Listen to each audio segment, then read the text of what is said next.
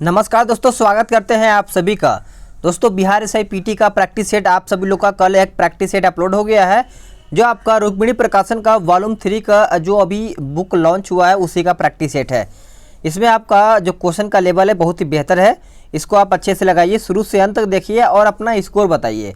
जैसा कि आप सभी लोग को पता है कि वॉल्यूम 1 और वॉल्यूम 2 मैंने दोनों प्रैक्टिस सेट अपलोड कर दिया है, दोनों का प्लेलिस्ट बना भी गया है और दोनों का पीडीएफ भी आपको डिस्क्रिप्शन में मिल जाएगा। और प्लस आपका इस वाले बुक का भी आपको अगर पीडीएफ डाउनलोड करना है तो आपको इसका भी लिंक डिस्क्रिप्शन में मिलेगा। एक ही पीडीएफ में आपको 30 प्रैक्टिस सेट मिलेगा, ठीक है, पीडीएफ में। इसको आप अच्छे से डाउनलोड कीजिए और रिवीजन कीजिए। डिटेल जितना पढ़ेंगे उतना आपके लिए एक क्वेश्चन का बेहतर होगा। तो इसको आप अच्छे से डाउनलोड कीजिए और रिवीजन करना शुरू कर दीजिए। तो चलिए सेट को शुरू कर लेते हैं। अगर वीडियो पसंद आता है तो वीडियो को लाइक ज़रूर किया कीजिए। लाइक करने से आपका एक लाइक मुझे बहुत ज़्यादा मोटिवेशन देता है, तो एक लाइक कर दिया कीजिए, ठीक है। तो चलिए सेट को शुरू करते हैं। पहला प्रश्न है कि राबड़ी भारद्वाज को किस भाषा क्षेत्र में काम करने के लिए ज्ञानपीठ पुरस्कार मिला था? तो इसका उत्तर हो जाएगा ऑप्शन डी, तेलुगु भाषा के लिए।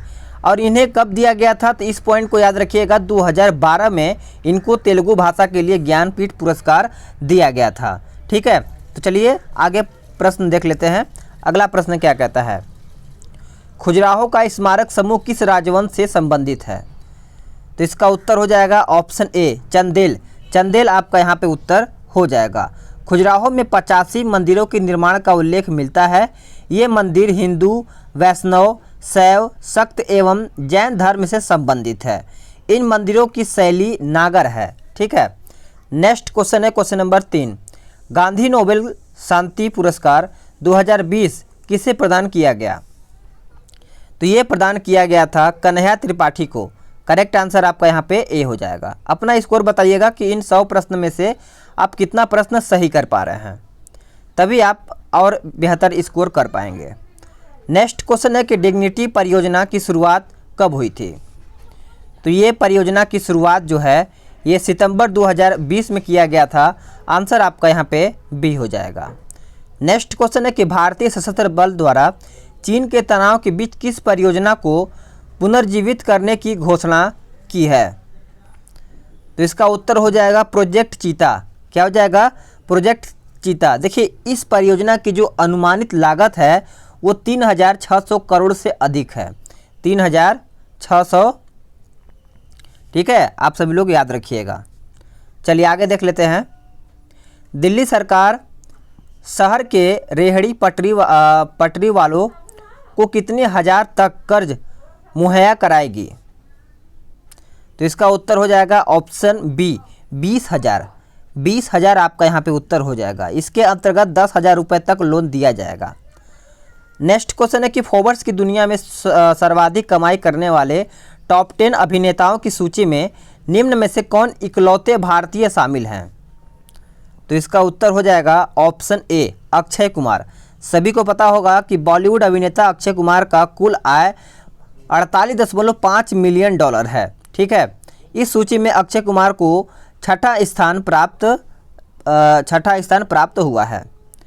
नेक्स्ट प्रश्न है कि अंतर्राष्ट्रीय युवा दिवस निम्न में से किस दिन मनाया जाता है? तो अंतर्राष्ट्रीय युवा दिवस याद रखिएगा 12 अगस्त को मनाया जाता है। आंसर आपका डी हो जाएगा। नेक्स्ट क्वेश्चन देख लेते हैं। किस प्रसिद्ध उर्दू कवि का 70 वर्ष की आयु में इंदौर में 11 अगस्त 2020 को कोविड-19 में इलाज के दौरान निधन हो गया है?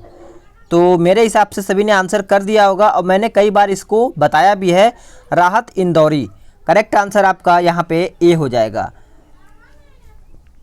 अगला प्रश्न देख लेते हैं। ये सब आपका मैथ्स का क्वेश्चन है तो इसको स्किप करेंगे और आगे चलेंगे। निम्न में से किस जानवर के साथ मानव टकराव पर राष्ट्रीय पोर्टल सुरक्षा लॉन्च किया गया है? तो इसका उत्तर हो जाएगा ऑप्शन सी, हाथी। हाथी, देखिए, सुरक्षा पोर्टल का उद्देश्य हाथी के साथ अमानवीय व्यवहार को रोकना और हाथी को सुरक्षा प्रदान करना है। विश्व हाथी दिवस कब मनाया जाता है? तो 12 अगस्त को ही मनाया जाता है।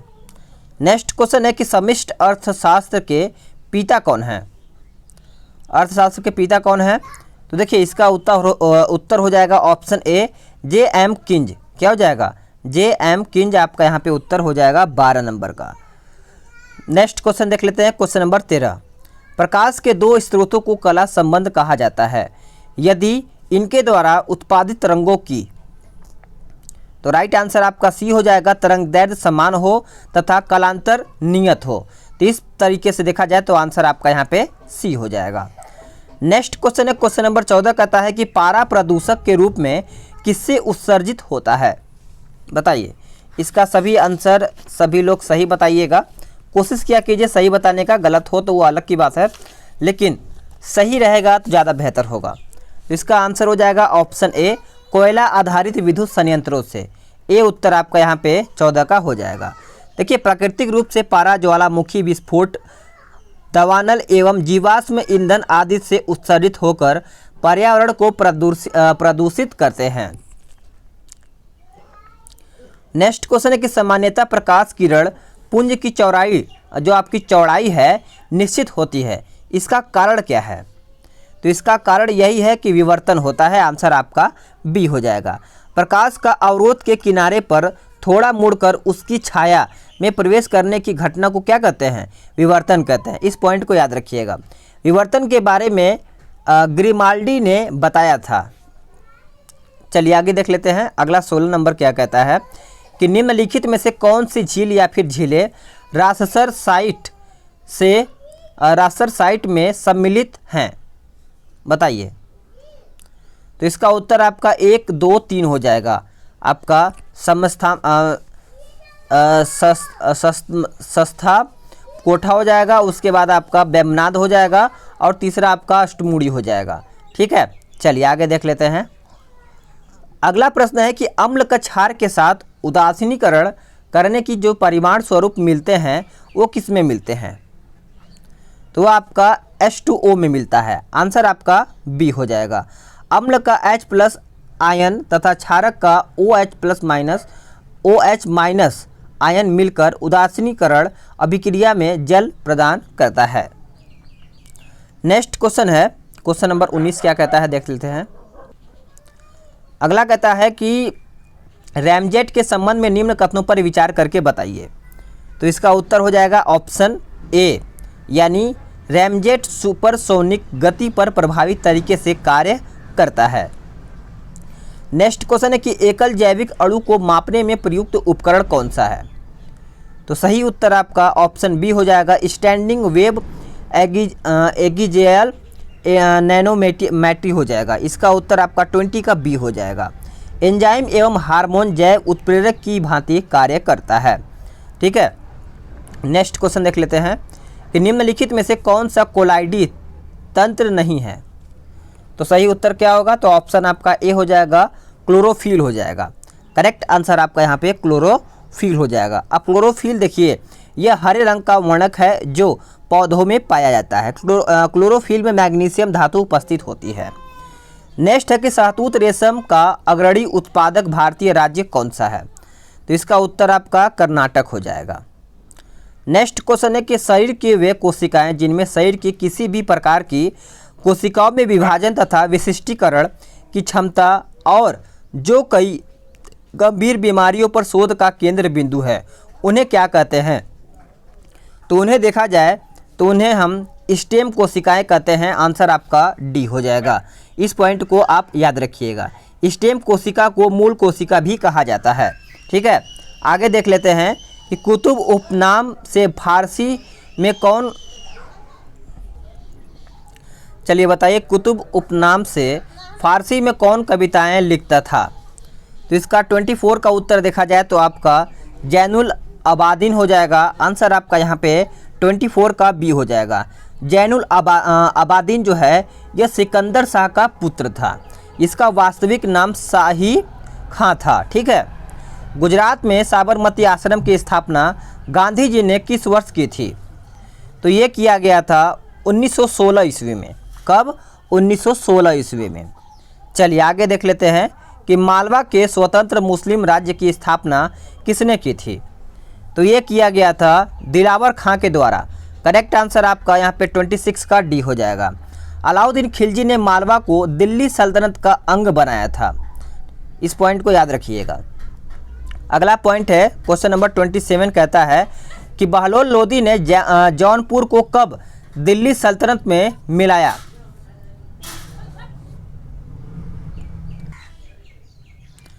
बताइए, बहलोल लोदी ने जौनपुर को कब दिल्ली सल्तनत में मिला लिया था। तो देखिए इसका सही उत्तर आपका 1484 ईस्वी हो जाएगा। दिल्ली सल्तनत की गद्दी पर बैठने वाला प्रथम अफगान शासक बहलोल लोदी था। बहलोल लोदी गाजी के नाम से दिल्ली के सिंहासन पर बैठा था। किसके नाम से? गाजी के नाम से। तो इस पॉइंट को भी आप याद रखिएगा। नेक्स्ट है कि कश्मीर का प्रथम मुस्लिम शासक कौन था। तो इसका सही उत्तर हो जाएगा शमसुद्दीन शाह हो जाएगा। ए उत्तर आपका यहाँ पे हो जाएगा। नेक्स्ट क्वेश्चन है कि दक्षिण पश्चिम मानसून से किस क्षेत्र में वर्षा नहीं होती है। तो राइट आंसर आपका बी हो जाएगा, तमिलनाडु का पूर्वी तट। क्या हो जाएगा? बी आपका यहाँ पे उत्तर हो जाएगा। तमिलनाडु पश्चिमी घाट के पर्वत दृष्टि छाया क्षेत्र में पड़ता है।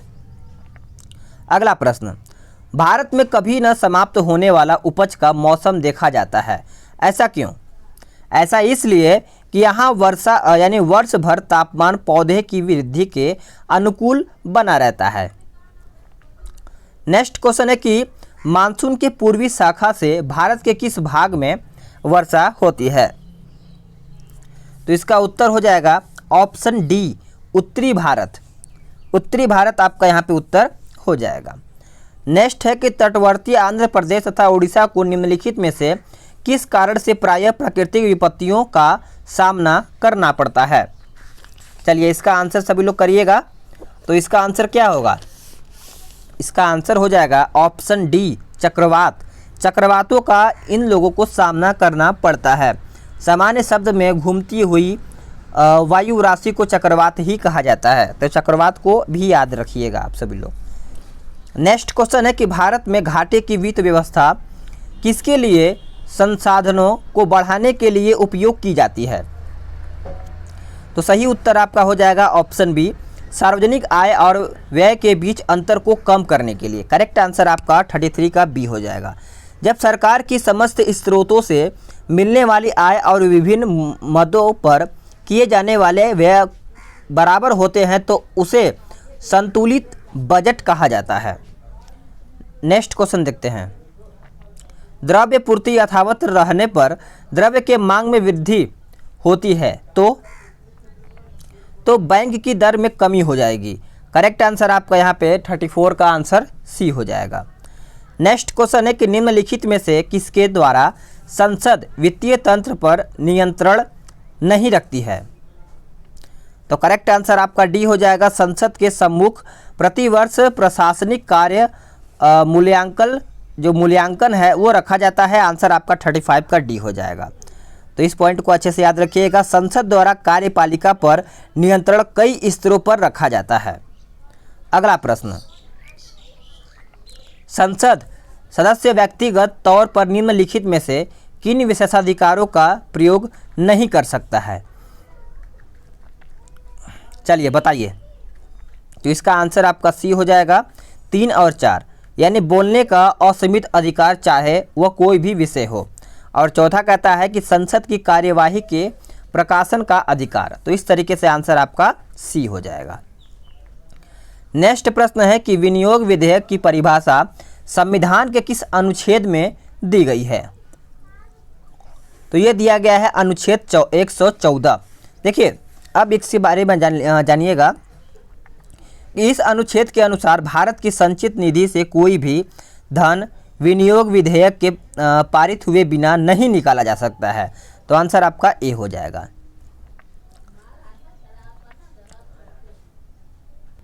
नेक्स्ट क्वेश्चन है कि शुष्क एवं अर्ध शुष्क प्रदेशों में पवन अपवर्तन क्रिया के फलस्वरूप निर्मित मैदान को कहा जाता है क्या। तो देखिए इसको कहा जाता है पेडिप्लेन। करेक्ट आंसर आपका यहाँ पे ए हो जाएगा। नेक्स्ट क्वेश्चन है कि उत्थिक संप्राय मैदान का उदाहरण क्या है। तो राइट आंसर आपका ए हो जाएगा, संयुक्त राज्य अमेरिका का प्लेसियन आपका यहाँ पे उत्तर हो जाएगा सभी लोगों का। नेक्स्ट है कि नदी अपवर्तन द्वारा निर्मित मैदान कहलाता है क्या। तो इसका सही उत्तर आपका ए हो जाएगा पेनीप्लेन। क्या हो जाएगा? पेनीप्लेन आपका यहाँ पे उत्तर हो जाएगा। चलिए आगे देख लेते हैं कि इरावती नदी किस में जा मिलती है। तो इरावती नदी देखा जाए तो ये बंगाल की खाड़ी में जाकर के मिलती है। आंसर आपका ए हो जाएगा। इरावती नदी यह म्यांमार की एक प्रमुख नदी है। अगला है कि निम्नलिखित कथनों पर विचार करें एवं सही उत्तर का चयन करके बताइए। तो चलिए मिलाइए और आंसर करिए। तो इसका उत्तर आपका सी हो जाएगा 1 और 2, यानी कदम्ब वंश की स्थापना मयूरवर्मन ने किया था। उसके बाद कदम्बों की राजधानी वैजयंती या वनवासी थी। नेक्स्ट है कि बाणभट्ट हर्ष की तुलना भीष्म, द्रोण, कर्ण, अर्जुन जैसे पात्रों से करता है। यह सभी मिथक किस युग से जुड़े हैं? तो ये सब देखा जाए तो आप सभी लोग का उत्तर हो जाएगा ऑप्शन बी, द्वापर युग। क्या हो जाएगा? द्वापर युग से ये सब आपका जुड़ा हुआ है। 43 का आंसर आपका बी हो जाएगा। द्वापर 4 युगों में तीसरा युग है। ठीक है, और ये तो पता है कौन सा चल रहा है, कलयुग चल रहा है। यह एक ठंडी और शुष्क वायु है। तो सही उत्तर आपका सी हो जाएगा बोरा। बोरा आपका उत्तर। देखिए बोरा एडियाटिक सागर के पूर्वी किनारों पर और इटली के उत्तरी भाग में जाड़ों में उत्तर पूर्व की ओर चलने वाली ठंडी हवाओं को क्या कहा जाता है? बोरा कहा जाता है। अगला प्रश्न है कि कोसे शब्द का प्रयोग किया जाता है किसके लिए? तो ये प्रयोग किया जाता है रेशम के लिए। करेक्ट आंसर आपका यहाँ पे सी हो जाएगा। ठीक है, इसको थोड़ा सा उल्टा सीधा कर दिया गया है यहाँ पे, बी, सी और डी। चलिए आगे देख लेते हैं कि मानचित्र में समुद्र की, कहता है मानचित्र में समुद्र की समान गहराइयों को जोड़ने वाली रेखाओं को क्या कहते हैं? तो 46 का सही उत्तर देखा जाए तो आपका यहाँ पे आइसोबाथ हो जाएगा। क्या हो जाएगा? आइसोबाथ। देखिए समताप रेखा मानचित्र पर समान तापमान के स्थानों को मिलाते हुए खींची गई रेखाएं हैं। अगला है कि दुनिया का सबसे गीला स्थान कहाँ पर है? तो राइट आंसर आपका यहाँ पे एशिया हो जाएगा। करेक्ट आंसर आपका यहाँ पे 47 का ए हो जाएगा। अगला प्रश्न,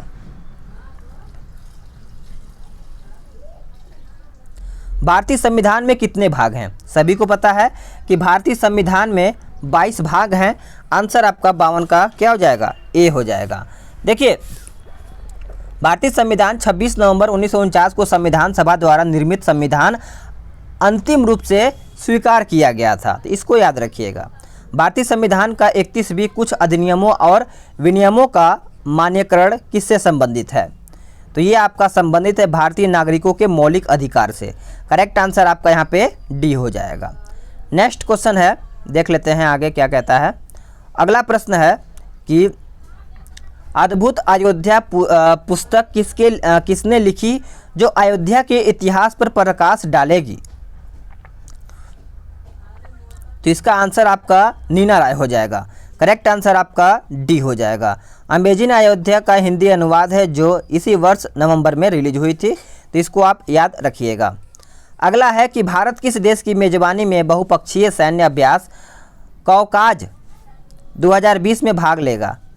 तो बताइए। तो इसका आंसर आपका रूस हो जाएगा। रूस। यह सैन्य अभ्यास 21 से 26 सितंबर तक होना है। तो इसको आप याद रखिएगा। 2020 है, अब तक तो हो ही गया है। भारतीय रेलवे किस राज्य में इजेई नदी पर दुनिया का सबसे लंबे घाट पुल का निर्माण कर रहा है? तो इसका आंसर आपका हो जाएगा मणिपुर। देखिए मणिपुर आपका यहाँ पे उत्तर हो जाएगा। अगला है कि सुरेश रैना किस खेल से जुड़े थे जिन्होंने अपने खेल से संन्यास ले लिया है? तो सभी को पता है कि सुरेश रैना क्या खेलते हैं और संन्यास किससे लिया है। तो इसका आंसर आपका क्रिकेट हो जाएगा। अगला प्रश्न है कि किस राज्य सरकार ने महिला सशक्तिकरण के लिए अरुणोदय योजना शुरू की है? तो बताइए। तो इसका उत्तर आपका असम राज्य हो जाएगा। असम राज्य आपका यहाँ पे उत्तर हो जाएगा। अगला है कि गुयाना के राष्ट्रपति के रूप में इरफान अली ने शपथ ली है। गुयाना की राजधानी कहाँ पर है? तो इसकी राजधानी देखा जाए तो जॉर्ज टाउन में है। आंसर आपका क्या हो जाएगा? ए हो जाएगा। गुयाना एक दक्षिण अमेरिकी देश है, इसको भी आप याद रखिएगा। वर्ष 2019 में भारत रत्न प्राप्त करने वाले निम्नलिखित व्यक्तियों में से कौन नहीं है? तो कौन नहीं है, तो इसका उत्तर आपका सी हो जाएगा, अटल बिहारी वाजपेयी। देखिए, वाजपेयी एवं मदन मोहन मालवीय को वर्ष 2015 में भारत रत्न मिला था। प्रथम भारत रत्न प्राप्त करने वाले व्यक्ति सर्वपल्ली राधाकृष्णन हैं, तो इसको भी आप याद रखिएगा। अब केंद्र बल द्वारा डैश कार्य किया जाता है, यानी क्या कार्य किया जाता है? तो इसका उत्तर हो जाएगा ऑप्शन बी, शून्य। करेक्ट आंसर आपका बी हो जाएगा। एलईडी का आविष्कार किसने किया? तो एलईडी का आविष्कार देखा जाए तो निकोलो-न्याक हो जाएगा, आंसर आपका ए हो जाएगा। महान अशोक किस वंश के शासक थे? तो महान अशोक देखा जाए तो आंसर आपका सी हो जाएगा, मौर्य वंश के। क्या हो जाएगा? मौर्य वंश के। अशोक मौर्य राजाओं में सबसे महान शासक था। ये बिंदुसार का पुत्र था। किसका पुत्र था? बिंदुसार का। प्राचीन भारत में निम्नलिखित में से कौन सा खेल बहुत लोकप्रिय था? तो करेक्ट आंसर आपका यहाँ पे शतरंज हो जाएगा, ए उत्तर हो जाएगा। शतरंज खेल की शुरुआत भारत में सर्वप्रथम हड़प्पा वासी ने किया था।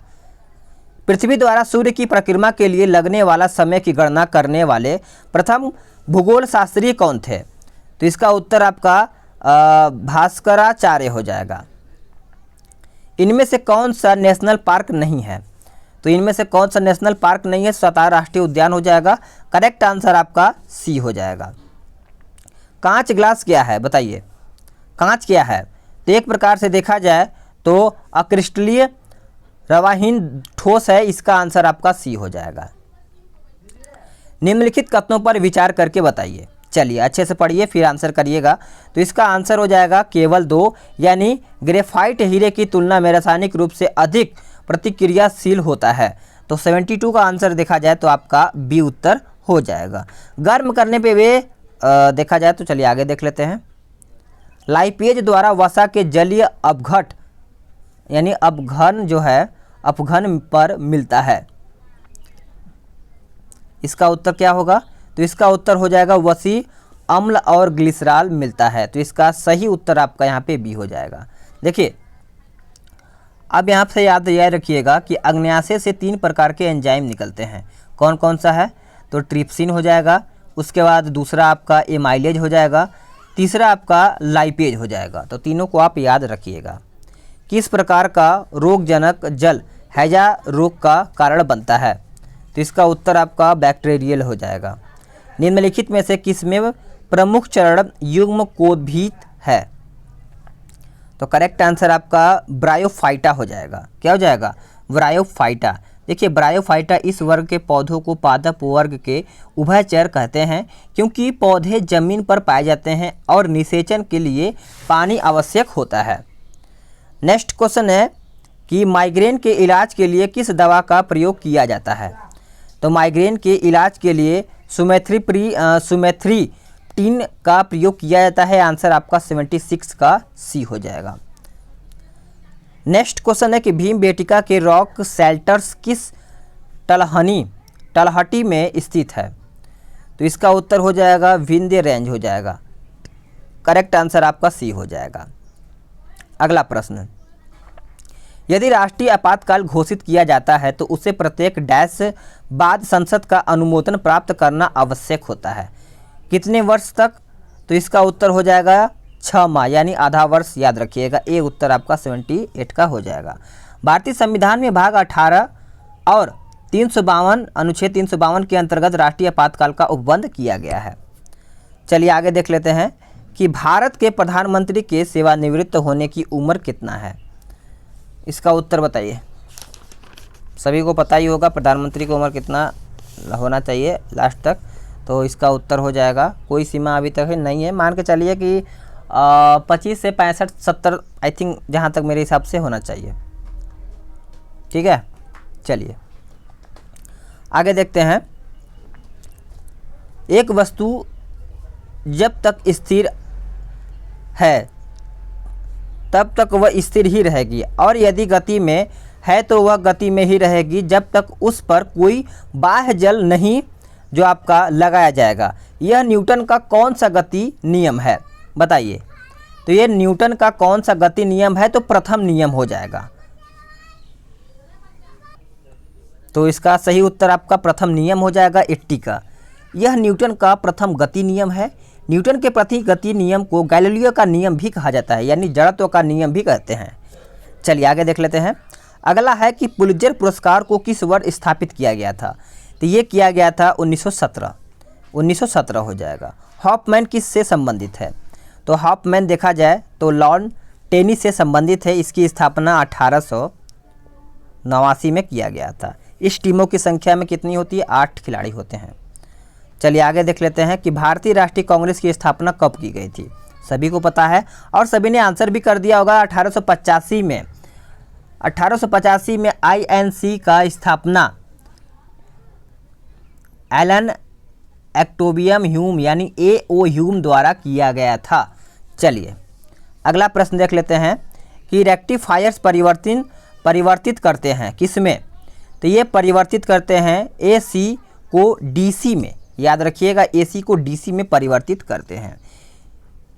रेक्टिफायर इसे दृष्टकारी या फिर रिजुकारी भी कहा जाता है। नेक्स्ट क्वेश्चन है कि अपकेंद्रीय त्वरण और स्पर्श रेखा त्वरण के बीच कौन सा कोण होता है? तो इसका उत्तर हो जाएगा 90 डिग्री। परमाणु रिएक्टर का आविष्कार किसने किया? तो इसका उत्तर हो जाएगा option A Enrico Fermi.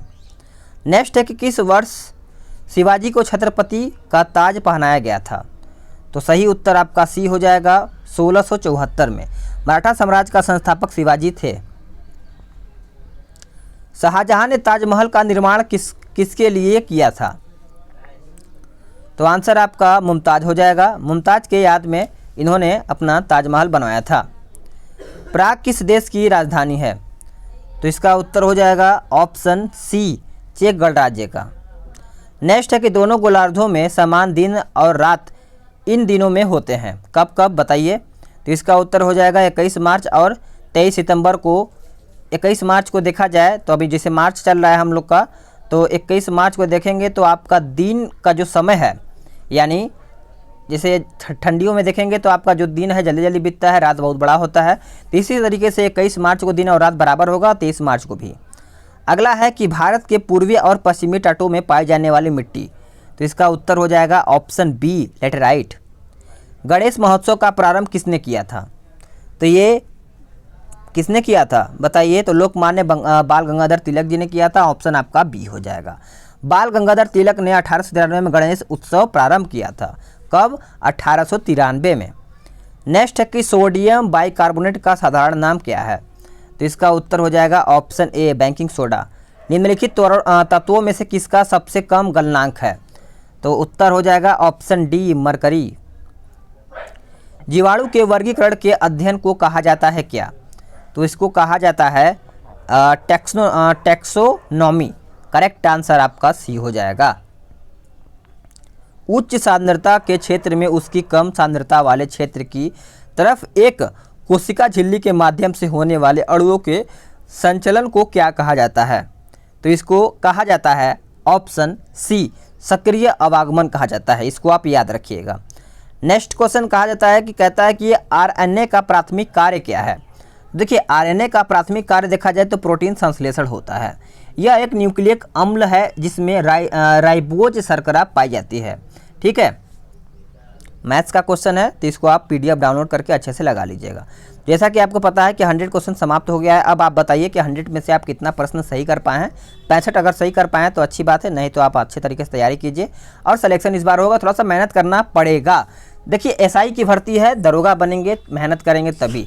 Constable के नहीं है कि नॉर्मल आप थोड़ा बहुत पढ़ लिए निकल गया, नहीं, थोड़ा सा मेहनत करना पड़ेगा तभी आपके कंधे पे डबल स्टार लगेगी। और मैं आपको डेली बेस पे प्रैक्टिस सेट प्रोवाइड कराऊंगा। पीडीएफ डाउनलोड कीजिए, जितना आप रिवीजन करेंगे उतना आपके लिए बेहतर होगा। आपके पीछे और एक लड़का है जो थोड़ा सा मेहनत ज़्यादा करेगा तो वो भी सीट निकाल के ले जाएगा। तो उससे बेहतर करना है और सबसे बेहतर करना है आपको, चाहे आप लड़का हो चाहे आप लड़की हो। बेहतर करेंगे तो आपका रिजल्ट और बेहतर होगा। तो चलिए आज के लिए इतना ही, अगली वीडियो में जल्द ही मिलते हैं। तब तक के लिए जय हिंद, वंदे मातरम।